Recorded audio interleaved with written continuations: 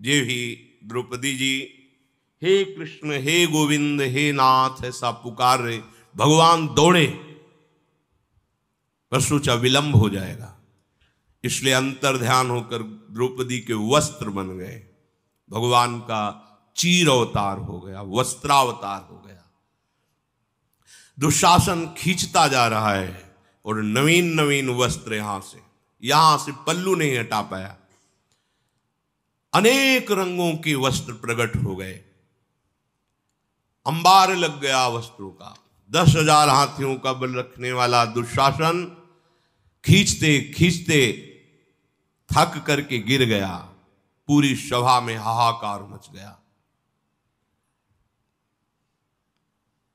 द्रौपदी आंख मूंदे शांत भाव से खड़ी है। दुशासन थकित होकर के बैठ गया। भीमसेन खड़े हुए, उन्होंने कहा समस्त सभासदों मेरी बात पर ध्यान दो, आज के पहले किसी ने ऐसी बात नहीं कही होगी।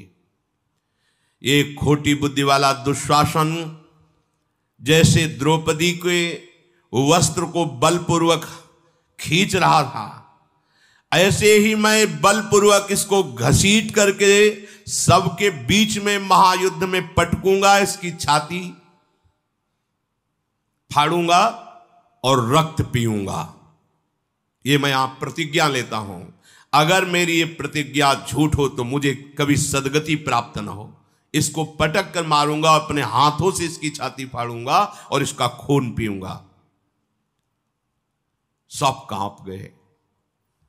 दुशासन शक्तिहीन चुपचाप लज्जित होकर बैठा हुआ है, वस्त्रों का अंबार लगा हुआ है।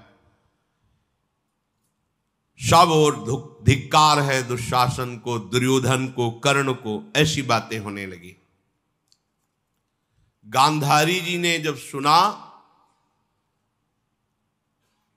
कांप गई कि द्रौपदी सती है, देवी है, अगर उसने ठान लिया तो निश्चित सर्वविनाश हो जाएगा।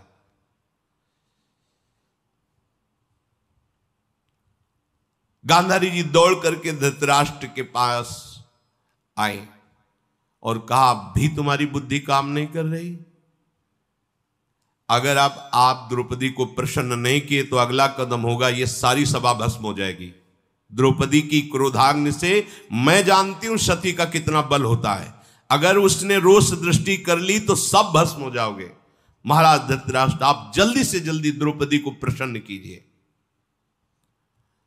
द्रौपदी ने कहा कि आज जो कौरव सभा में अपमान हुआ, मेरे केश खुले, मैं पांडवों की पत्नी हूं और भगवान व्यास देव जी ने ब्याह करवाया है, अर्थात धर्म संज्ञक है, और दृष्टद्युम्न की बहन हूं, श्री कृष्ण की सखी हूं। आज के बाद एक केस खुले ही रहेंगे। जब तक कौरव वंशियों का खून इसमें नहीं लगेगा तब तक आज के बाद कभी केश नहीं बांधूंगी। द्रौपदी जी ऐसा बोल ही रही थी कि गांधारी ने फिर कहा सावधान हो जाओ। अभी मैं कह रही हूं कि मना लो द्रौपदी को, नहीं तो सर्वनाश हो जाएगा।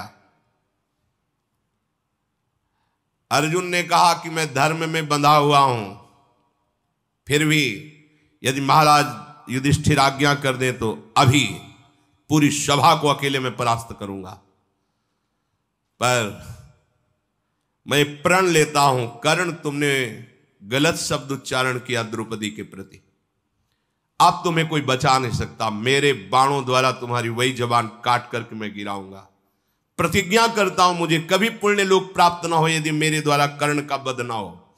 मैं कर्ण तुम्हें मारूंगा। ऐश्वर्य मद में मोहित दुर्योधन तिरस्कार करते कहा हाँ हाँ भीमसेन मुझे मारेगा, तुम कर्ण को मारोगे। अभी तो देखो सर उठाने की हिम्मत नहीं, तुम हमारे दास हो। क्रोध से वो आविष्ट हो रहे हैं। धृतराष्ट्र जी, गांधारी जी वहां सभा से उठे। जे ही उठे सोई एक सियार के हुआने की आवाज आई और बहुत से गीध आकर के उस सभा के ऊपर बैठ गए। ये अशुभ सूचना है। विदुर जी ने कहा, समझ गए महाराज, ये गीध और सियार आपको क्या उत्तर दे रहे हैं कि अब आप कुछ भी कर लो, जल्दी से द्रौपदी को प्रसन्न करो, नहीं तो तुम्हारे वंश का विनाश निश्चित है। गांधारी जी ने विदुर जी से कहा कि द्रौपदी से बोलो शांत हो जाए, महाराज कुछ बात करना चाहते हैं। धृतराष्ट्र ने सभा में कहा, रे मंदबुद्धि दुर्योधन, तू जीता हुआ क्यों नहीं मर गया, मुझे ऐसा दिन देखना पड़ा। ये ऊपर की बात है इनकी। पांडव भी तो मेरे पुत्र हैं, पाप पूर्ण बर्ताव करने में तेरे को शर्म नहीं आ रही? अब तू अपने बंधु बांधवों को बचा ले, ये दुष्टता बंद कर। धृतराष्ट्र ने कहा, बेटी बेटी मुझे क्षमा कर दो, तुम मेरी पुत्र वधुओं में सर्वश्रेष्ठ हो, धर्मपरायणा हो, सती हो, मैं तुम्हें वरदान देने के लिए तैयार हूं, तुम मुझसे एक वरदान मांगो। द्रौपदी ने कहा, यदि वर देना चाहते हो तो मेरे धर्माचरण करने वाले प्राणपति महाराज धर्मराज युधिष्ठिर को दास भाव से मुक्त कीजिए। उनका है एवमस्तु, अभी मुझे शांति नहीं हुई, तुम एक और वरदान मांगो। तो फिर मैं दूसरा वरदान मांगती हूं, भीमसेन अर्जुन नकुल सहदेव अपने अस्त्र शस्त्र और रथ के सहित स्वतंत्र कर दिए जाएं, तथास्तु। फिर तुम एक वरदान और मांगो। तो उनका, बस मुझे तीसरा मांगने की जरूरत नहीं, इतने में ही सब हो जाएगा। मेरे पति दास भाव से मुक्त ही उनको अस्त्र मिल गए, उनकी भुजाओं में इतनी ताकत है कि मुझे किसी और वरदान की जरूरत नहीं है। कांप गए धृतराष्ट्र जी और उन्होंने कहा कि तुम मांगो या ना मांगो, जितना कुछ जीता गया सब वापस कर दो, कुछ नहीं कुछ नहीं कुछ नहीं, सब तुम्हारा। इंद्रप्रस्थ तुम। घबरा गए धृतराष्ट्र की, अब तो सर्वनाश ही हो जाएगा, हम आपको मुक्त करते हैं, जो कुछ भी सब तुम्हारा वापस, और तुम तुरंत जाओ इंद्रप्रस्थ के सिंहासन पर विराजमान हो। धृतराष्ट्र जी के ऐसे वचन सुनकर युधिष्ठिर जी ने हाथ जोड़ा और चरण छुआ और कहा, ऐसी ही आशा थी कि आप परिवार में फूट नहीं होने देंगे, आप पिता हैं। उन्होंने कहा कि बेटा मैं जानता हूं कि तुम धर्मात्मा हो, क्षमा करना। ये दुष्टता की बातें जो शकुनी कर्ण और दुर्योधन दुशासन के द्वारा हुई, मैं बहुत लज्जित हूं। जाओ जाओ तुम अपनी राजधानी को जाओ, एक भी बात अब तुम ऐसी मत सोचना, यही सोचना कोई गलत स्वप्न था, निकल गया, जाओ तुम। कांप रहे हैं धृतराष्ट्र जी।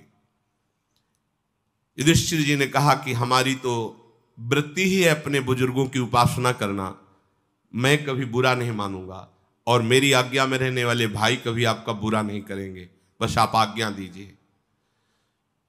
भारत तुम शांत रहना, धृतराष्ट्र ने कहा, और सब भूल जाओ, जाओ। युधिष्ठिर जी जैसे आए थे वैसे ही इंद्रप्रस्थ के लिए जाएंगे, अभी आधे रास्ते पे ही पहुंचे होंगे। दुर्योधन, शकुनी, दुशासन, कर्ण, इन्होंने का सब बिगाड़ दिया धृतराष्ट्र जी ने। जो हमने सब एकत्रित किया था और सब वापस कर, अब क्या होगा? दुशासन ने कहा कि महारथियों तुम चाहे जितना प्रयास कर लो, भीम हमारा सीना फाड़ के खून पिएगा, उसका संकल्प नहीं टल सकता यदि छोड़ दिया गया तो। कर्ण ने कहा मार तो सकते नहीं, क्योंकि अस्त्र उनके पास पहुंच गए हैं, सब वैभव उनका हो गया है, अब तो बस हमें यही लगता है कि युद्ध होगा और सर्वनाश होगा।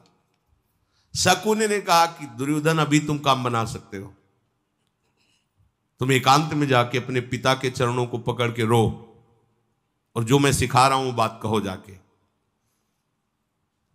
धृतराष्ट्र के समीप गए, दुर्योधन पैर पकड़ लिए, पिताजी मुझे बहुत भय लग रहा है। क्यों? क्योंकि अर्जुन गांडीव पा चुका है, और वो वीर जब अपने स्वरूप में द्रौपदी का चिंतन करेगा कि ऐसा अपमान किया गया, तो हम भाइयों को बिल्कुल इंद्रप्रस्थ से ही वहीं से नष्ट कर देगा। यहां हस्तिनापुर दिव्यास्त्रों का ज्ञाता है, बिल्कुल बिल्कुल मैं नहीं बच पाऊंगा, मैं बहुत भयभीत हूं, आप हमारी रक्षा कीजिए। अच्छा बेटा तो क्या कर सकते हैं अब? मामा ने कहा है एक बार केवल वापस बुला लीजिए, अब की बड़ा जुआ नहीं होगा, एक दांव होगा, और उस दांव में 12 वर्ष का वनवास और 1 वर्ष का अज्ञातवास। यदि वो जीते तो हम जाएंगे और हम जीते तो वो जाएंगे, और अगर वो चले गए तो हम 12 वर्ष में इतनी व्यवस्था कर लेंगे, इतने मित्र बना लेंगे कि पांडवों से लड़ सकते हैं। महाराज मुझे बचा लो। और हम आपको बता रहे हैं कि शकुनी मामा के पासे वैसे ही पढ़ते जैसा चाहते, इसलिए विजय मेरी ही है। आप उनको बुलाओ। और 13वां वर्ष अज्ञात वर्ष का तो पूर्ण ही नहीं कर सकते, क्योंकि इतने महाबली कहां छुपेंगे, और हमारे गुप्तचर पूरे विश्व में लगे रहेंगे, तो ये सदैव वनवास ही में रहेंगे। इसलिए आप बुला लीजिए, हम लोगों की रक्षा कीजिए। धृतराष्ट्र ने कहा, बेटा पांडव तो बहुत दूर चले गए हैं, और जब हम बुलाएंगे तो भीष्म और विदुर, उनकी आप परवाह न कीजिए, आप आज्ञा कीजिए। युधिष्ठिर आपकी आज्ञा नहीं टाल सकते। द्रोणाचार्य, सोमदत्त, वाली, कृपाचार्य, विदुर, अश्वस्थामा, पराक्रमी, युत्स, भूरिश्रवा, भीष्म, विकर्ण, जब इन सबको सुनने को मिला तो तुरंत आए और धृतराष्ट्र का, महाराज फिर गलती करने जा रहे हो। तो उनका, मैं अर्थ अनर्थ कुछ नहीं देखता, अपने पुत्र की शांति चाहता हूं, इसलिए मेरी आज्ञा का तत्काल पालन किया जाए। गांधारी बोली, महाराज आपकी बुद्धि को क्या हो गया है? आप अपने इस दोष से पूरे कुल का नाश क्यों करना चाहते हैं? धृतराष्ट्र ने कहा, मैं इस समय किसी और पर दृष्टि नहीं रख रहा हूं, केवल दुर्योधन पर रख रहा हूं, मुझे उसकी रक्षा करनी है। यह होता है भगवान का विधान। चाहे जितनी दूर चले गए हो महाराज, आपका आज्ञा पाते ही धर्मराज वापस आ जाएंगे। युधिष्ठिर कभी आपका आदेश उल्लंघन नहीं कर सकते, इसलिए आप भेजो। तुरंत प्रातिकामी, जिसको द्रौपदी को लाने के लिए भेजा, उसको भेजा। वो जाके बोला, महाराज आपके दर्शन करना चाहते, तुरंत वापस बुलाया है। अर्जुन समझ गए फिर कोई चाल है। महाराज युधिष्ठिर ने कहा, यदि पिताश्री ने आज्ञा की है तो राजा भी हैं, हमारे बड़े पिता भी हैं, आज्ञा उल्लंघन, फिर मोड़ लिया। वैसे ही सेना और सभा के साथ आए। रास्ते में पूछा प्रातिकामी से, तुम जान पाए हो कि किस काम के लिए बुलाया है? बोले, मुझे लग रहा है कि जुआ खेलने के लिए बुलाया है। पांडुनंदन युधिष्ठिर अपने भाइयों के साथ पुनः वापस आ गए। महारथी युधिष्ठिर जी ने प्रवेश करके चरण छुए धृतराष्ट्र, क्या आज्ञा है पिताश्री? तो शकुनी ने कहा, जो आज्ञा हम बता देते हैं, आओ सामने आके बैठो, आकर के हमसे द्वैत क्रीड़ा करो। अब एक ही दांव लगेगा महाराज, यदि इसमें जो हारेगा उसे 12 वर्ष का वनवास, 1 वर्ष का अज्ञातवास, राजसी पोशाक छोड़कर मृगचर्म धारण करके वनवास में रहना होगा। 13वां वर्ष ऐसा अज्ञातवास कहो कि कोई जाने ना, अगर जानकारी में आ गया तो फिर 12 वर्ष का वनवास, 1 वर्ष का अज्ञातवास। अगर हम जीते तो द्रौपदी के साथ 5 पांडव तुम जाओगे, और अगर हम हारे तो कौरवों के साथ हम जाएंगे। 13वां वर्ष बहुत सावधानी से व्यतीत करना होगा, जिससे कोई जान भी ना पावे। युधिष्ठिर जी ने सब भाइयों की तरफ देखा कि विधान प्रतिकूल ही है, मैं ना कर नहीं सकता। धृतराष्ट्र जी ने बुलाया, इसलिए आज्ञा उल्लंघन नहीं। कितना धर्म है! इसका मतलब है अब हमें 12 वर्ष वनवास भोगना ही है। सभासदों ने हाथ उठा करके कहा कि बिल्कुल मत खेलना युधिष्ठिर, ये छल का कपट द्यूत है। धिक्कार है कौरवों को, जो ऐसे धर्मात्मा सीधे साधे युधिष्ठिर को फिर फंसा रहे हैं। युधिष्ठिर जी परिणाम जानते हुए भी धृतराष्ट्र की आज्ञा से पुनः बैठ गए। उस समय यह विधान ही समझा जाए कि युधिष्ठिर जी ने विरोध नहीं किया। क्या ऐसे विचार करना चाहिए कि इस तरह पर वो भगवान की लीला होती, विधान होता है। शकुनी ने हाथ में पाशा लिया और वो सिद्ध हस्त है। तो महाराज तैयार हो? युधिष्ठिर जी ने कहा हां। बस जे ही चला तो दांव उसी के पक्ष। लो महाराज मैं जीत गया। सभा देख ले, मैं जीत गया। अब तुम्हें 12 वर्ष का वनवास हो, 1 वर्ष का अज्ञात, सारी संपत्ति छीन ली। पहले से निश्चय हो गया कि तो हार होनी है। युधिष्ठिर जी को आता नहीं था सीधे साधे सरल स्वभाव, न मन कुटिलाई। कौरवों ने मृग चर्म ला के धारण करो, और जो ऋषि मुनियों की रहनी होती उसके अनुसार तुम्हें रहना होगा। वनवास की दीक्षा लो हम लोगों के सामने कि 12 वर्ष तक आप वनवास धारण करोगे, 1 वर्ष तक अज्ञातवास। वनवास के लिए मृग चर्म धारण किया और कहा हमारे अस्त्र शस्त्र दे दो, क्योंकि वन में रहना है। तो उन्होंने अस्त्र शस्त्र दे दिए। धृतराष्ट्र पुत्रों, भूमंडल का एक छत्र राज्य तुम्हें प्राप्त हो गया है, और हमें पराजित ही नहीं भारी विपत्ति में तुम लोगों ने डाल दिया है। पर मैं जरूर कहता हूं कि निरपराध हमको दंड देने वाले तुम लोगों की दुर्गति पक्की। मैं नहीं चाहता था कि तुम्हारे को कष्ट मिले।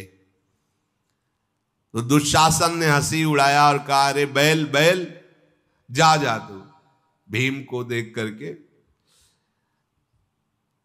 जो द्रौपदी जी राजरानी के वस्त्र पहनती थी, उनके लिए भी एक मृगशर्म और नीचे वस्त्र, एक क्षमाशील जितेंद्रीय कौरवों का सब वैभव प्राप्त हो गया और पांडवों का अपहरण हो गया। कैसा धर्म कब पालन करने वाले स्वीकार कर लिया। समस्त पांडवों का अब जीवन निरर्थक हो गया है, ऐसा कर्ण और दुर्योधन ने कहा। अब जंगलों में भटकेंगे और 1 वर्ष का अज्ञातवास तो रह ही नहीं सकते, क्योंकि पहाड़ जैसा शरीर भीम का कहां छुपेंगे। गांडीव धनुषधारी अर्जुन का और धर्मात्मा चक्रवर्ती सम्राट पर अभिषेक हो चुका है युधिष्ठिर का, सब देश देशांतर के लोग जानते, कैसे छुपेंगे। इसका मतलब जीवन भर वन में ही रहेंगे।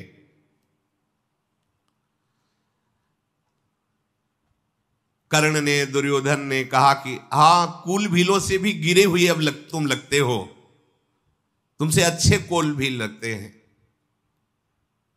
कितना अपमान। देखो धर्म पे चलना कितना कठिन है।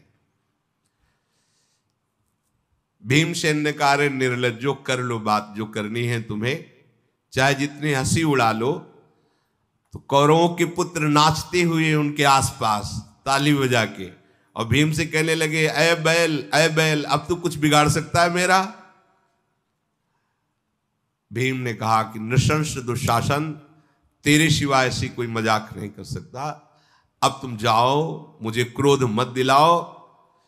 यदि कहीं क्रोध आ गया तो जो कसम खाई थी वो अभी पूरी कर देंगे हम।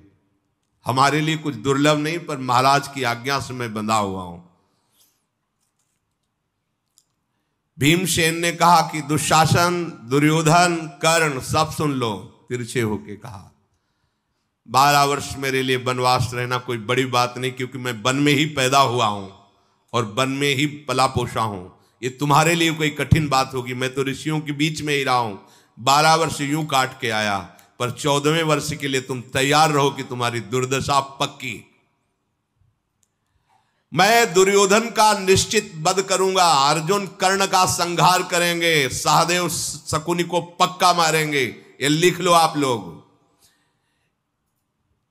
जीव ही समस्त पूर्ववासियों ने ये सुना तो सब एकत्रित हो गए, लाखों करोड़ों की संख्या में, और उन्होंने कहा महाराज 12-13 वर्ष क्या, एक दिन भी हम आपके बिना नहीं रह सकते। नहीं, जहां हमारे धर्मराज युधिष्ठिर वहीं पूरी प्रजा साथ जाएगी। विदुर जी आए और कहा देखो कुंती को हम अपने पास ले जाना चाहते हैं, क्योंकि बहुत वृद्ध हो गई हैं और महल में रहना यहां ठीक नहीं है। इसलिए तुम्हें हम बता देते कि तुम निश्चिंत रहना, कुंती हमारे द्वारा सुरक्षित और सेवित रहेंगी। पांडवों ने विदुर जी को प्रणाम मुद्रा में कहा जैसी आज्ञा आप देंगे वैसा ही, हम सब आपके पुत्र हैं, वैसा ही हम चलेंगे। विदुर जी ने कहा कि देखो युधिष्ठिर, तुम धर्म के ज्ञाता हो। ऐसा समय कभी कभी धर्मात्माओं के जीवन में आता है, घबराना नहीं, ये भी समय नष्ट हो जाएगा। सहदेव, अर्जुन, भीम सदैव संयम और प्रीता का बर्ताव रखना। महाराज युधिष्ठिर की कभी आज्ञा के विरुद्ध मत जाना। द्रौपदी, तुम सदैव धर्म को आगे रख करके अपने पतियों का सेवन करना। मेरा आशीर्वाद है, कोई भी तुम्हें शारीरिक या मानसिक क्लेश स्पर्श न करे। विदुर जी ने ऐसा कहा। और कुंती जी को अपने साथ रखने का कहा, हे पांडवों, तुम्हें 12 वर्ष में कोई रोग नहीं हो सकता, कोई भी बलपूर्वक तुम्हें परास्त नहीं कर सकता। मैं सत्य को साक्षी करके कहता हूं, तुम सुरक्षित 13 वर्ष व्यतीत करके इंद्रप्रस्थ के सिंहासन पर होगे। युधिष्ठिर के प्रस्थान करने पर कुंती जी रो पड़ी और कहा कि यदि मैं ऐसा जानती कि ऐसा मेरे साथ छल होगा तो सतसंग पर्वत से मैं यहां आती ही नहीं आप लोगों को लेके। धन्य है महाराज पांडु जो इस दुख को नहीं देख पाए। मेरे परिवार के साथ जैसा ये दुख भरा प्रसंग हो रहा है, इससे मैं अच्छा मानती यदि मेरे प्राण निकल जाते। मेरे रहते हुए मेरे पुत्रों को 12 वर्ष वन और 1 वर्ष अज्ञातवास। कुंती जी रोती हैं। द्रौपदी जी ने आके चरण छुआ और कहा, आप निश्चिंत रहिए, जब तक मेरे शरीर में प्राण है तो मेरे 5 पतियों का कोई बाल बांका नहीं कर सकता। कुंती ने कहा, पुत्रों मेरी बात ध्यान रखना, कैसी भी परिस्थिति आवे आपस में कभी फूट मत करना, सदाचार और धर्म का कभी त्याग मत करना। चाहे जितनी विपत्ति का पहाड़ टूटे, घबराना नहीं, धैर्य से निकल जाना। तुम लोगों को कष्ट नहीं मिला है, ये कष्ट मेरे को मिला है। उस मां के हृदय से पूछे जिसके ऐसे महाबली पुत्रों का राज्याभिषेक हुआ हो, फिर उसे वनवास दिया गया हो। मैं जानती हूं कि मेरे ही भाग्य का दोष तुम्हें भोगना पड़ रहा है। विलाप करने लगी। पांडवों ने प्रणाम किया, विदुर जी को इशारा किया, विदुर जी कुंती जी को ले गए और वो वन के लिए निकले। जब संपूर्ण प्रजा साथ है तो महाराज युधिष्ठिर ने धौम्याचार्य जी से आदेश किया कि आप सदैव कृपा करके हमारे साथ रहें, ये आचार्य हैं। उन्होंने कुश लिया और वेद मंत्रों के द्वारा मार्ग प्रक्षालन करते हुए आगे बढ़े। पांडव पीछे। 10,000 ब्रह्म ऋषि हैं, लाखों करोड़ों प्रजा उनके साथ है।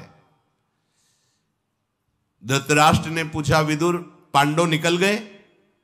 बोले हाँ निकल। अच्छी सांस ली, चलो हमारे पुत्र सुरक्षित हैं। तो विदुर कैसे जा रहे हैं पांडव, उनकी चेष्टा क्या है? विदुर जी ने कहा, महाराज परम बुद्धिमान युधिष्ठिर आंख नीचे किए हुए हैं, भयानक दृष्टि वाले महाबलशाली भीम अपनी भुजाओं को देख रहे हैं। महाराज जो अर्जुन है वो बालू लेकर के हाथ में से एक तार छोड़ते हुए जा रहे हैं, बाल को बिखेर दिया है। नकुल पूरे शरीर में रज लगाए, सहदेव पूरे मुंह को मिट्टी से पोते हुए हैं। ऐसे आपके पांडुपुत्र जा रहे हैं। तो विदुर जी, इसका कोई मतलब हो सकता है? हां महाराज, ये चेष्टाओं का मतलब है। महाराज युधिष्ठिर नेत्र अपने इसलिए किए हैं कि उनके अंदर बहुत क्रोधाग्नि और धर्मात्मा और तपस्वी सत्य प्रतिज्ञ है। वो डर रहे हैं कि कहीं किसी पर हमारी दृष्टि न पड़ जाए, नहीं तो भस्म हो जाएगा, इसलिए वो अपनी आंखें नीचे की हुई जा रहे हैं।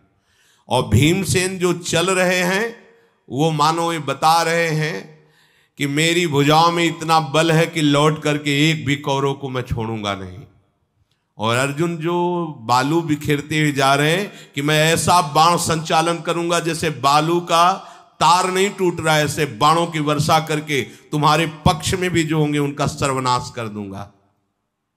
सहदेव अपने मुंह में मिट्टी पोत कर इसलिए जा रहे हैं कि कौरव वंशियों, तुम समझ रहे हो कि मैं बहुत उन्नति को प्राप्त हो रहा हूं, तुम्हारे मुंह पर धूल पड़ेगी, संपूर्ण लोग तुम्हारी निंदा करेंगे।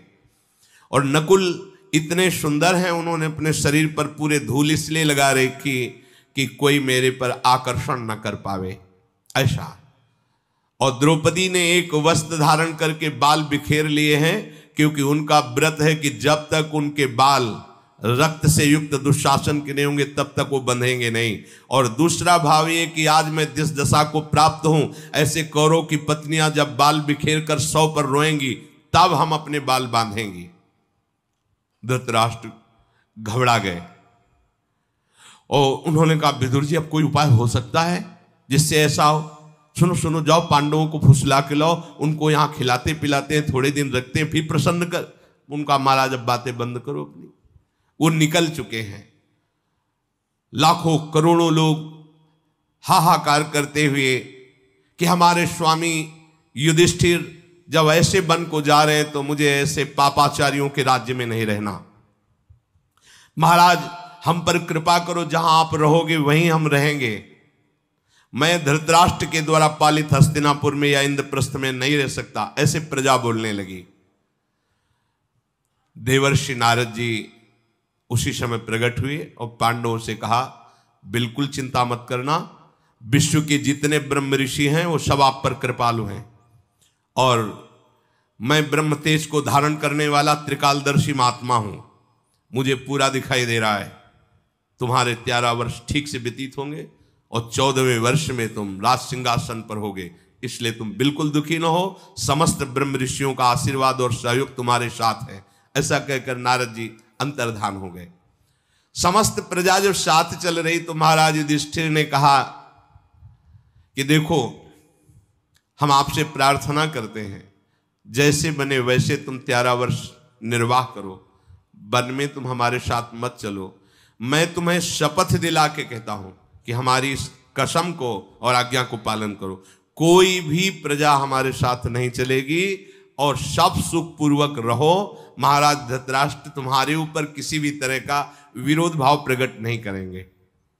अब 10,000 ब्रह्म ऋषियों से घिरे हुए प्रजा तो प्रणाम करके वापस हो जाती है। महाराज युधिष्ठिर, भीमसेन, अर्जुन, नकुल, सहदेव, द्रौपदी और धौम्याचार्य जी ये वनवास के लिए आगे पदार्पण करते हैं। शेष चर्चा आगे।